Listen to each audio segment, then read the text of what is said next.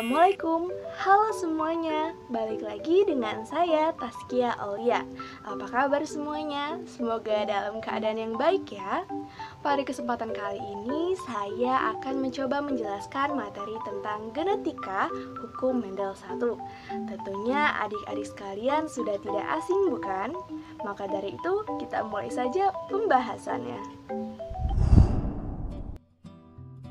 Sebelumnya, kalian tahu tidak apa itu pengertian dari genetika? Genetika merupakan cabang biologi yang berhubungan dengan pewarisan sifat dan ekspresi sifat-sifat yang menurun. Atau bisa juga diartikan sebagai ilmu yang menganalisis unit keturunan dan perubahan pengaturan dari berbagai fungsi fisiologis yang membentuk suatu organisme. Atau dengan kata lain adalah ilmu yang mempelajari tentang pewarisan sifat atau ciri induknya kepada keturunannya. Genetika pertama kali diamati oleh ilmuwan bernama George Mendel pada tahun 1822 sampai dengan 1884. Mendel menemukan bahwa pewarisan sifat dari induk kepada keturunannya mengikuti suatu pola tertentu. Penemuan itulah yang sampai sekarang kita sebut dengan nama Hukum Mendel. Hukum Mendel dibagi menjadi dua, yaitu Hukum Mendel 1 dan Hukum Mendel 2. Namun, pada kesempatan kali ini, saya hanya akan membahas tentang Hukum Mendel 1. Pada Hukum Mendel 1, terdapat 3 konsep. Konsep yang pertama adalah gen memiliki bentuk-bentuk alternatif yang mengatur variasi sifat individu. Yang kedua, sepasang gen pada keturunan didapatkan dari satu induk jantan dan dari satu induk betina. Dan yang ketiga adalah, jika sepasang gen atau alel merupakan dua gen yang berbeda, maka gen dominan akan terekspresikan menjadi sifat yang muncul. Sedangkan gen resesif yang tidak terekspresikan tetap akan diwariskan pada keturunannya. Sebelumnya, adapun istilah-istilah dalam persilangan yang perlu kita ketahui. Yang pertama yaitu parental atau orang tua diwakilkan dengan huruf P.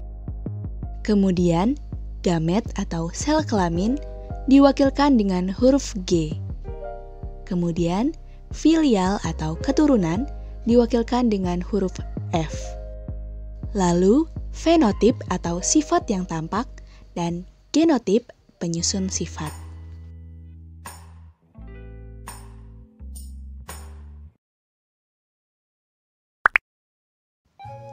Zaman sekarang, ilmuwan telah mengetahui bagaimana kamu diturunkan dari orang tuamu. Peneliti dapat menghitung peluang untuk mempunyai karakter tertentu atau suatu penyakit berdasarkan informasi yang mereka peroleh dari sejarah garis keturunan keluarga. Tapi, bagaimana ini mungkin terjadi? Untuk mengerti bagaimana sifat kita diturunkan pada keturunan kita harus kembali ke abad 18 kepada seorang bernama George Mendel. Mendel adalah seseorang ilmuwan biologi kera yang juga mencintai tumbuhan. Dengan mengembangbiakan tanaman kacang ercis yang ia tumbuhkan di taman biara, ia menemukan aturan prinsip hereditas. Dan contoh yang paling klasik adalah saat Mendel mengawinkan biji murni berwarna kuning dengan biji murni berwarna hijau, ia hanya mendapatkan keturunan biji kuning. Mendel menyebut sifat warna kuning sebagai dominan karena itu diekspresikan pada biji yang baru. Lalu, ia membiarkan biji baru yang kuning tadi kawin dengan sesamanya. Dan pada generasi kedua, ia mendapatkan biji kuning dan hijau. Yang berarti, sifat hijau telah disembunyikan oleh sifat dominan. Ia menyebut sifat yang tersembunyi ini sebagai sifat resesif. Dari hasil itu, Mendel menyimpulkan bahwa setiap sifat tergantung pada beberapa faktor. Salah satunya datang dari ibu dan yang lainnya datang dari ayah. Sekarang kita tahu bahwa faktor ini disebut alel. Dan itu menunjukkan variasi yang berbeda-beda dari gen. Berdasarkan tipe alel yang Mendel temukan, kita bisa menyebut salah satunya biji homozigot, di mana alel keduanya identik atau sama. Lalu ada juga heterozigot, di mana kedua alel berbeda. Kombinasi dari beberapa alel dinamakan genotip. Dan hasil yang bernama hijau atau kuning bernama fenotip. Untuk mengerti bagaimana alel didistribusikan ke keturunan, kita bisa menggunakan diagram yang disebut kotak Punnett. Kamu hanya perlu meletakkan alel pada kedua sumbu dan kamu bisa menemukan kombinasi yang memungkinkan. Mari kita lihat Ercis Mendel sebagai contohnya. Tulislah alel dominan kuning sebagai huruf besar Y dan alel resesif hijau sebagai huruf kecil y.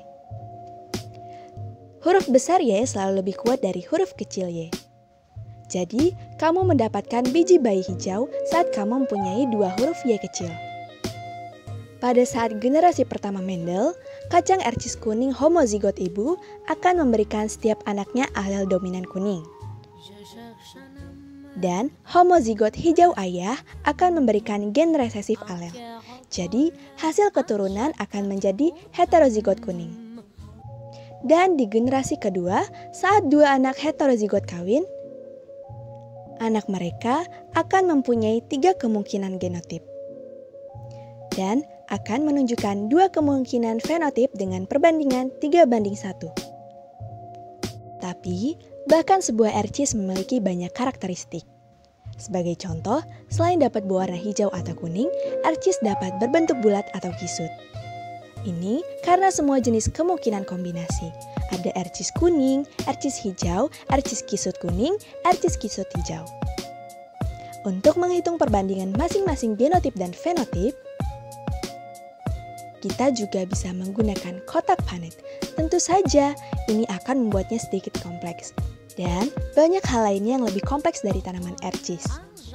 Sebut saja manusia. Zaman sekarang, ilmuwan mengetahui lebih banyak tentang genetik dan hereditas. Dan masih banyak cara lainnya bagaimana karakteristik diturunkan. Tapi, semua ini dimulai dari Mendel dan kacang Ercisnya. Baik, bagaimana penjelasan dari saya? Apakah bisa dimengerti? Saya harap adik-adik semua bisa mengerti materi genetika yang telah saya jelaskan. Tetap semangat dan teruslah berjuang. Salam pendidikan. Saya pamit undur diri. Wassalamualaikum warahmatullahi wabarakatuh.